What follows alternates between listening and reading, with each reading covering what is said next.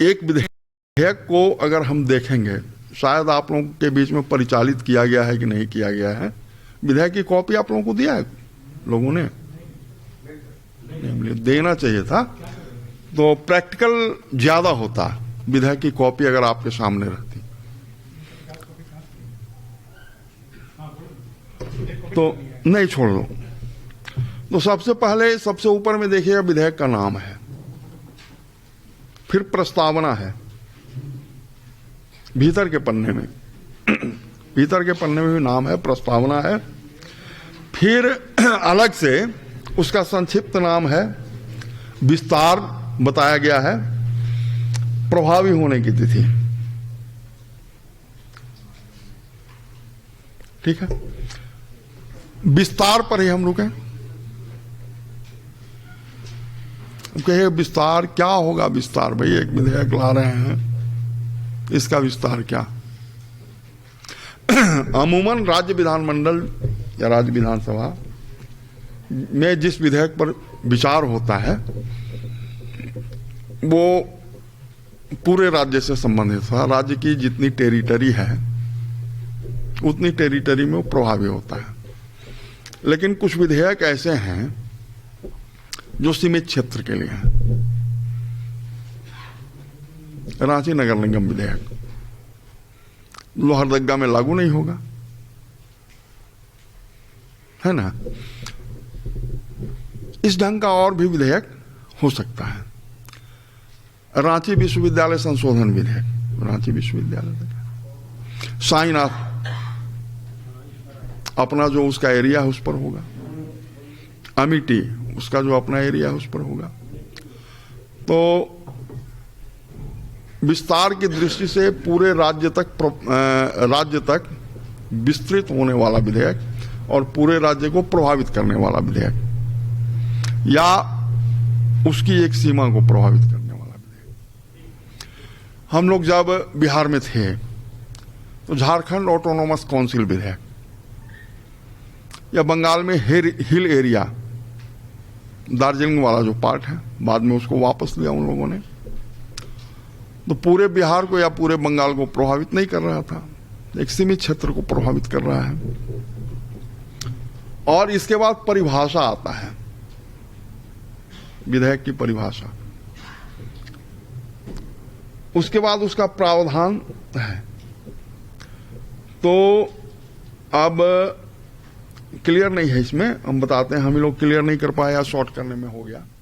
परिभाषा खंड में ही हम लोग कोशिश करते हैं, या विधेयक को भेजने वाला आदमी या विभाग या भार साधक सदस्य का लिए उनका प्रयास होता है जो जटिल शब्द है या ऐसे शब्द हैं जिनका कई अर्थ हो, तो उसको उसमें सुस्पष्ट कर दिया जाता है कि शब्द का ये अर्थ होगा। उसके बाद प्रावधान होता है। फिर आपको कृष्णा जी बताए थे निरसन और व्यावृत्ति कि कहां तक ये फैला होगा, कब निरसित इसको किया जा सकता है। जैसे जैक वाले को झारखंड बनने के बाद निरसित किया गया। फिर उसमें होता है अनुसूची, कई अनुसूचियां होती हैं विधेयक में। ये जरूरी नहीं है कि हर विधेयक में अनुसूची हो ही, कुछ विधेयकों में होती हैं जो बड़ा विधेयक है, जैसे वैट वाला हम लोग कर रहे थे, मूल्यवर्धित कर विधेयक, उसमें होगा। फिर हेतु और उद्देश्य रखा हुआ रहेगा। और वित्त विधेयक अगर है, वित्तीय संलेख उसके साथ लगा हुआ रहेगा। अब इस क्रम में आप ये थोड़ा सा भी जान लीजिए कि हेतु उद्देश्य और वित्तीय संलेख ये अधिनियम का अंग नहीं रह जाएगा। गवर्नर की अनुमति के पूर्व ही या राष्ट्रपति की अनुमति के पूर्व ही इसको हटा लिया जाएगा। हेतु और उद्देश्य कभी भी अधिनियम का अंग नहीं होता है। अब कोर्ट का कोई विषय हो और कोर्ट को जरूरी हो कि किस उद्देश्य से इसको लाया गया था, तो कोर्ट इसको देख सकती है। जैसे संविधान का कोई मामला है, उस पर जिच हो गया, तो कोर्ट कहता है ना कि जिस तिथि को ये पारित हुआ है या जिन जिन तिथियों को इसको पारित करने के क्रम में, इस अनुच्छेद को पारित करने के क्रम में वाद विवाद हुआ है, उसके वाद विवाद की प्रति ला करके दीजिए, ताकि हम खुद स्पष्ट हो सकें किन परिस्थितियों में इसको लाया गया, EIC रूप में लाया गया, तो उस समय वो काम करेगा। ठीक है। और जब ये विधेयक इस रूप में आपको सभा सचिवालय को प्राप्त हो गया, तो इसको सदस्यों के बीच में परिचालित करना है। कोशिश करनी है कम से कम 2 दिन पूर्व इसको परिचालित कर दिया जाए। परिचालित हो गया, उसमें समय सीमा दे दी जाए कि संशोधन आप इतने समय तक दे सकते हैं। और हम इस पक्ष में रहे हैं कि संशोधन अधिक से अधिक विधेयक पर प्राप्त हो, ताकि जन जन का विधेयक हो सके। और विधेयक जन जन का के उद्देश्य का हो सके और जनता का व्यापक लाभ उसमें निहित हो, इसलिए नियमावली को आप पढ़िएगा और उसके विधेयक खंड में जाइएगा, बड़ी सूक्ष्मता के साथ इसका प्रावधान किया गया है। जिस दिन पुनः स्थापित हुआ, उस दिन भी इसको राजपत्र में प्रकाशित करने का प्रावधान है रोशन, उस दिन भी राजपत्र में प्रकाशित होना है। तो चूंकि अपने यहां की प्रक्रिया मजबूरी में भिन्न है, प्रकाशित नहीं हो पा रहा है। इसके प्रकाशन के पीछे भी वही उद्देश्य है कि प्रकाशित हो जाने के बाद आम जनता को यदि कहीं कोई आपत्ति है, तो आपत्ति जनता तो सीधे यहां नहीं आ सकती है विधानसभा में।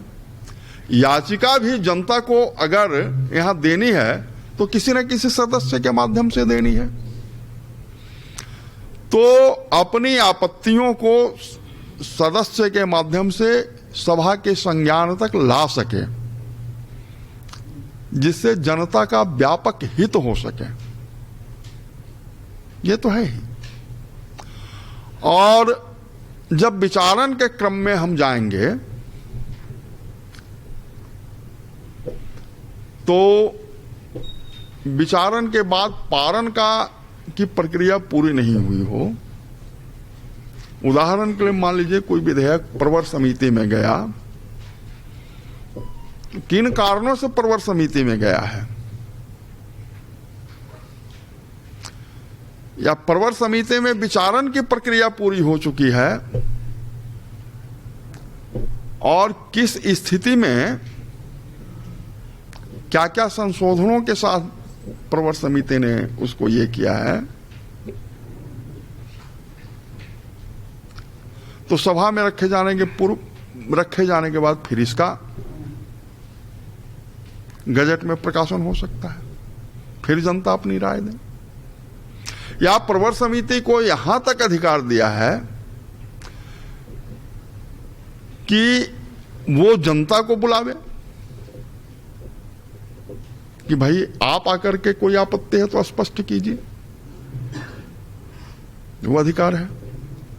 याद है हमको कि नगरपालिका से ही रिलेटेड एक विधेयक था अपार्टमेंट का, मधुकर जी को भी याद है। उसमें विधायकों के अतिरिक्त जो प्रवर समिति के सदस्य थे, उनके अतिरिक्त दूसरे लोगों को भी बुलाया गया, टाउन प्लानर को बुलाया गया, बहुत सारे एसोसिएट्स थे उनको बुलाया गया, या जो इच्छुक लोग थे उन लोगों को बुलाया गया। कहा गया कि इस टाइप का संशोधन सरकार करना चाहती है, आप कहां तक सहमत हैं वो बताइए। वो प्रोसीडिंग में पड़ा होगा, इसको देखिए। तो बहुत सूक्ष्मता के साथ प्रक्रिया और कार्य संचालन के नियमों में इसका उल्लेख किया हुआ है कि इस ढंग से आप बढ़िए। अब हम इसका पालन कहां तक करा पाते हैं ये हमारे ऊपर निर्भर करता है। फिर हम इस क्रम में लौटते हैं। संविधान निर्माण का काम जब पूरा हो गया था और उसके एडॉप्शन की प्रक्रिया चल रही थी, एडॉप्शन हो गया, लोग निकले, ड्राफ्टिंग कमेटी के चेयरमैन डॉक्टर अंबेडकर से देश विदेश के पत्रकारों ने पूछा था कि विशाल संविधान आपने बना दिया, क्या आपको लगता है कि इस देश में सफल हो पाएगा, अनपढ़ देश में?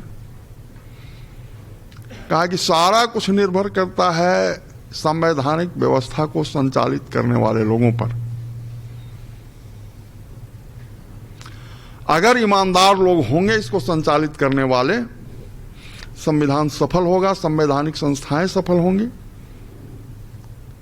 नहीं तो फ्रांस जैसे देश का संविधान 5 बार फेल हो चुका, तो हिंदुस्तान के संविधान की बात क्या करते हैं। मेरा कहना है, अगर सदन में बैठा हुआ आदमी और सदन के बाहर सहयोग करने वाले आपके जैसे लोग नैतिकता की कसौटी पर 1% भी चले, जनता के हित में सारा काम होगा। अनहित जनता का हित तो हो ही रहा है। जापान के लोग कहते हैं, आप हमको ये काम करके दिखाइए, हम टैक्स देने के लिए तैयार हैं। आप हमसे पूछते नहीं हैं कि आपका ये काम हम करेंगे, ये टैक्स हमको चाहिए। आप टैक्स इंपोज कर देते हैं, तब कहते हैं आपसे, आपका ये काम करने के लिए इंपोज हम किए, आपको देना होगा। फर्क ये है। यही कारण है कि सेकेंड वर्ल्ड वॉर में बर्बाद हुआ देश टेक्निकली आपसे बहुत ऊंचा है, हम लोग पिछड़े हुए हैं। तो संशोधन की प्रक्रिया तक हम लोग आए, संशोधन की सूचना दें। संशोधन की सूचनाओं पर हम विचार कैसे करेंगे? हमको लगता है बहुत ज्यादा बोझिल करना ठीक नहीं आप लोगों को। विधेयक क्या है, हम लोग ये भी देखें कि कानून क्या है, विधि क्या है, विधेयक अध्यादेश क्या है, ये भी संक्षेप में समझें हम लोग। अध्यादेश को समझाने के लिए भी अलग से ट्रेनिंग की हो सकती है, प्रवर समिति को बताने के लिए भी अलग से प्रशिक्षण व्यवस्था हो सकती है। लेकिन आज के विषय का मूल उद्देश्य है विधेयक और संशोधन की प्रक्रिया का निरूपण। इसलिए हम लोग इस विषय पर केंद्रित हैं कि विधेयक क्या है, कितने प्रकार के होते हैं, विधेयक का प्रारूपण सरकार के स्तर पर कैसे बनता है, विधानसभा को जो प्राप्त होना है उसमें क्या क्या सामग्री सरकार के द्वारा आनी है। क्योंकि ये सभी जब इस कार्य को जो वही व्यक्ति करेंगे, जो सहकर्मी करेंगे, हम लोग करते हैं जो भी, वो देखते हैं कि वो प्रक्रियाएं पूरी हुई कि नहीं, राज्यपाल के अनुशंसा अगर आवश्यक है तो वो है कि नहीं, विधि विभाग का ये पत्र है कि नहीं कि इसमें राज्यपाल की अनुशंसा की आवश्यकता नहीं है, भार साधक सदस्य जो हैं उनके एक विधेयक पर उनका ओरिजिनल सिग्नेचर है कि नहीं, ये सभी चीज़ों को देखना होता है। और हम लोगों ने ये भी देखा कि विधेयक में कितने भाग और खंड होते हैं, ये देखना इसलिए जरूरी है, जो भी आपका स्लाइड पर दिख रहा है कि आगे आकर के हम लोग जब संशोधन की बात करेंगे तो इन्हीं विषयों पर बात करेंगे। तो विधेयक का नाम, उसके बाद प्रस्तावना, फिर संक्षिप्त नाम, विस्तार और अवधि, उसकी परिभाषाएं होती हैं, फिर खंड जो होते हैं, 1 खंड, 2 खंड, 10 खंड, जिसका विधेयक का हो, और अंत में किसी किसी में निरसन व्यावृत्ति होती है। सबों में इसकी जरूरत नहीं पड़ती है, क्यों नहीं पड़ती है ये हम लोग बताएंगे। किसी में अनुसूची रहता है कि इस अनुसूची में उल्लिखित दर पर कर लिए जाएं, तो वो सबों में आवश्यकता नहीं पड़ती, किसी में अनुसूची भी होती है, वो भी बताया जाएगा। और हेतु उद्देश्य तो होना ही है। जो धन विधेयक है उसमें वित्तीय संलेख होने की आवश्यकता होती है। तो इतनी चीज़ों को हम लोगों ने पढ़ा समझा है और काफ़ी लगभग एग्जैक्ट 11 बजे शुरू हुआ था, 12:45 बज रहा है। तो हम लोग तो आगे भी भेज सकते हैं, लेकिन आप लोगों की क्षमता हम लोग समझते हैं, तो इससे अधिक संभव नहीं है आप उसको ग्रहण करना। तो इस चीज़ को केवल एक विषय जो शुरू करेंगे हम लोग सेकेंड हाफ में, उसकी थोड़ी सी 5 मिनट में भूमिका दे देंगे, तो आप उसको ग्रैप कर पाइएगा कि यहाँ तक कि पुनर्स्थापन का विरोध होगा नहीं होगा, जनता की राय तक हो गया है। अब जितने भी संशोधन आते हैं उस संशोधन में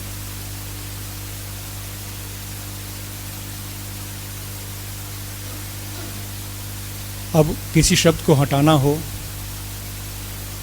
किसी शब्द को जोड़ना हो, किसी दो शब्दों के बीच में किसी एक शब्द को जोड़ना हो, वाक्यांश वाक्य जोड़ना हो, किसी खंड के अंत में कोई शब्द या वाक्य जोड़ना हो, कोई नया खंड जोड़ना हो, अनुसूची में परिवर्तन करना हो, नाम में परिवर्तन करना हो, प्रस्तावना में परिवर्तन करना हो, तो इन सबों की सूचना सदस्यों से कैसे प्राप्त होती है और इन सूचनाओं को हम लोग कैसे अरेंज करते हैं और अंत में जो कार्यसूची में सदस्यों के पास जाता है कि आज जो पेश होने वाले हैं उसमें इतने सारे संशोधन हैं, इसको हम लोग को प्रैक्टिकली समझना है सेकेंड हाफ में। अब नाम में भी संशोधन हो सकता है, तो विधेयक में सबसे पहले तो नाम होता है, तो क्या विधेयक में नाम में जो संशोधन दिया है क्या उसको सबसे पहले टेकअप कर लिया जाए?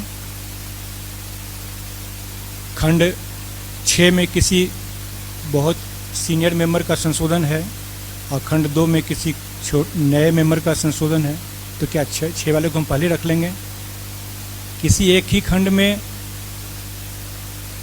संशोधन भी है, शब्द को जोड़ा जाए और कोई व्यक्ति बोल रहा है कि उस खंड को ही हटा दिया जाए, तो किसको हम लोग प्रायोरिटी देंगे? पहले जब संशोधन होगा वो स्वीकार हो जाएगा, तो फिर विलोपन होगा तो वो कैसे हो जाएगा? तो ये बहुत ही तकनीकी चीज़ है और इस शाखा में काम करने के लिए, इस चीज़ को समझने के लिए, सहयोग करने के लिए आगे जब बढ़िएगा, कोई व्यक्ति, कोई सहकर्मी आपके इस चीज़ को जब आपके पास लाएंगे टेबल पर, तो आप उसको गहनता से जांच कर पाइएगा। इसलिए इस सेकेंड सेशन जो है वो एक्चुअली इसका प्रैक्टिकल है, जिसके बारे में फीडबैक आपको लेसन जो है उपलब्ध कराया जाएगा। इसमें ये उपलब्ध नहीं कराया गया है। जो लेसन उपलब्ध कराया जाएगा उसमें कई तरह के संशोधन को सांकेतिक रूप में दिया गया है। उसके बाद उस संशोधन को कैसे सीनियरिटी में रखना है वो करना है और फिर उसको कार्यसूची कैसे बनानी है, ये सभी विषय पर हम लोग सेकेंड हाफ में करेंगे। विभाग से जब विधेयक विधानसभा को प्राप्त होती है, विधायी शाखा में है, तो विधायी शाखा का कुछ दायित्व है कि नहीं, कुछ विधेयकों को हम यह देखें कि सभी पहलुओं में पूर्ण है या नहीं? हाँ बिल्कुल है, क्योंकि एक विधेयक जैसा कि हाल फिलहाल में राज्य भवन से इसलिए लौट गया कि उसका हिंदी वर्षन और अंग्रेजी वर्षन में अंतर था। तो यह विधानसभा का काम देखना नहीं है। तो हम किन पहलुओं को देखेंगे? तो विधायी शाखा में काम करने के हैसियत से हम विधेयक को किन किन पहलुओं में देखें? यहाँ आपको स्लाइडिंग पर दिखा रहा है कि उसके साथ विधि विभाग का पत्र होना चाहिए। उसके बाद यदि विधि विभाग यह कहता है कि यह धन विधेयक है, राज्यपाल के अनुशंसा आवश्यक है, तो वो होनी चाहिए। जिस विभाग का है उस विभाग का कोई जवाबदेह व्यक्ति एक पत्र लिखेगा कि विधेयकों की इतनी प्रति आपको उपलब्ध कराई जा रही है, इसको वितरित कर दीजिए, पुरस्तापित कर दीजिए। जो मंत्री प्रभारी हैं वो ये लिख के देंगे कि मैं विधेयक को पुरस्तापित करना चाहता हूँ, विधेयक के साथ उस पर हस्ताक्षर होगा और विधानसभा को विधानसभा को 7 दिन पूर्व मिलना चाहिए। इनमें से कोई भी अगर त्रुटि हो, उपलब्धता नहीं है, किसी चीज़ की कमी हो, तो वो इस बात के लिए तत्क्षण ही उस विभाग को जो लेकर के आएगा उसको ये बताएगा कि इस चीज़ की कमी है, हम लोग उसका प्रोसेस नहीं करेंगे। हिंदी में और अंग्रेजी में कोई अंतर है कि नहीं, इसको देखना विधानसभा का कार्य नहीं है। जब संशोधन हो जाएगा, कोई खंड हट जाएंगे, जुट जाएंगे, वहाँ सीरियली करना उसका काम है। लेकिन कोई खंड अगर हिंदी में ही, हिंदी भाषा में ही विधेयक आया हुआ है और उस विधेयक में हम लोगों को एट ए ग्लांस अगर नजर आता है कि 6 के बाद 9 लिखा हुआ है, तो 7, 8 कहाँ गया पेज, 2 पेज कहाँ गया? तो ये ओवरव्यू जो है वो हम लोग कर सकते हैं इन तकनीकी कागजातों के अतिरिक्त। लेकिन उसमें जो प्रावधान है, हम ये जानते हैं कि ये प्रावधान अनुचित है, विवाद हो सकता है, संशोधन आ सकता है, लेकिन ये चिंता शाखा को करने की जरूरत नहीं है। ये सरकार की जवाबदेही है कि वो विधेयक को किस रूप में लाता है, वो उस पर सभा क्या विचार करती है। क्योंकि सर जो विधेयक जो हिंदी और अंग्रेजी का ही अंतर कान गवर्नर के यहाँ से वापस कर दिया गया, ये देखने में लग रहा है कि बहुत मामूली बात है। या तो विभाग नहीं, कोई मामूली बात नहीं है ये। इसको विभाग के स्तर से देख सकते थे, या कोई माननीय सदस्य भी इस पे ध्यान आकृष्ट करा सकते थे सदन में, या मंत्री को, या अगर हम लोग भी अगर हैं, अगर मान लीजिए ऐसा नहीं, आप इसका पेन विधानसभा नहीं लगी। यह कष्ट विधानसभा तेजी बन के उपलब्ध कराने की कोई जरूरत नहीं है विधानसभा को।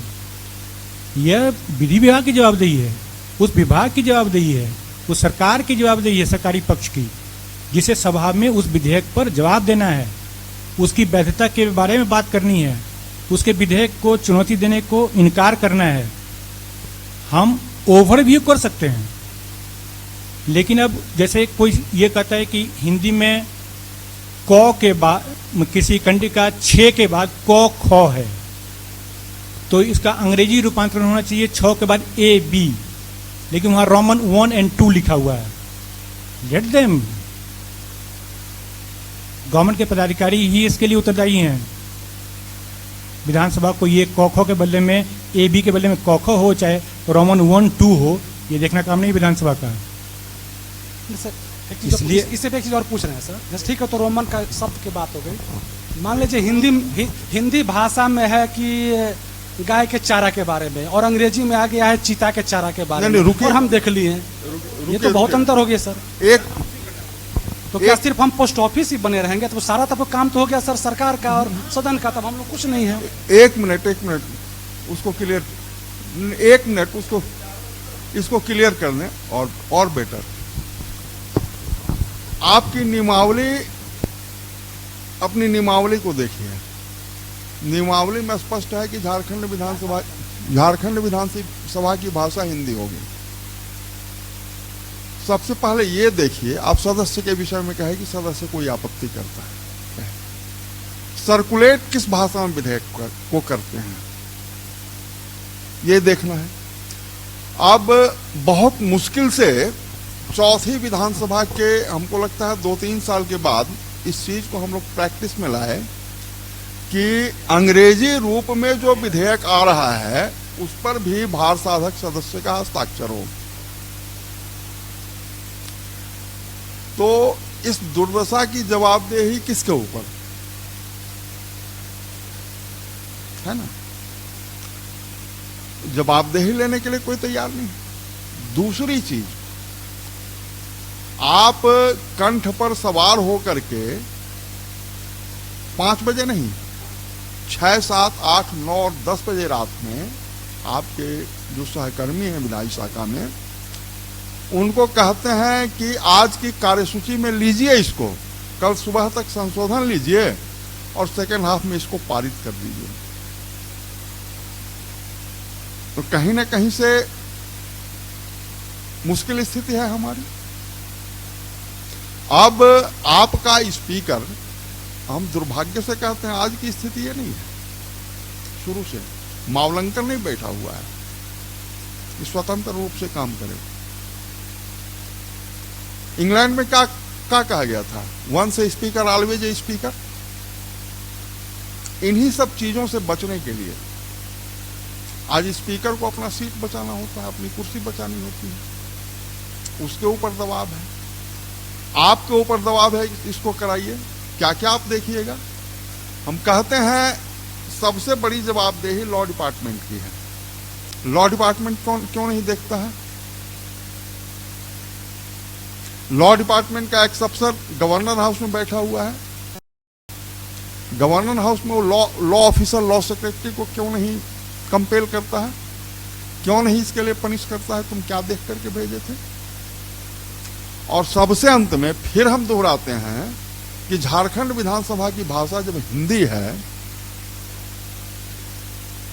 फिर तो मुश्किल है काम करना। और दुर्भाग्य से एक उदाहरण और बताते हैं कृष्णा जी। यहां पर जुडिशियरी के सेक्रेटरी बैठे हुए थे इसके पहले, उनके सामने हम लोगों ने रखा इस चीज को कि इस विधेयक पर गवर्नर की सहमति प्राप्त नहीं होगी, इसमें ये फॉल्ट है, यहां कमी है। तो सेक्रेटरी का कहना था कि जाने दीजिए, होगा। लॉ सेक्रेटरी से बात किया मेरा सेक्रेटरी, लॉ सेक्रेटरी कहा कि जाइए कोर्ट में जब कोई मामला आएगा ना तो फिर संशोधन इस विधेयक में होगा।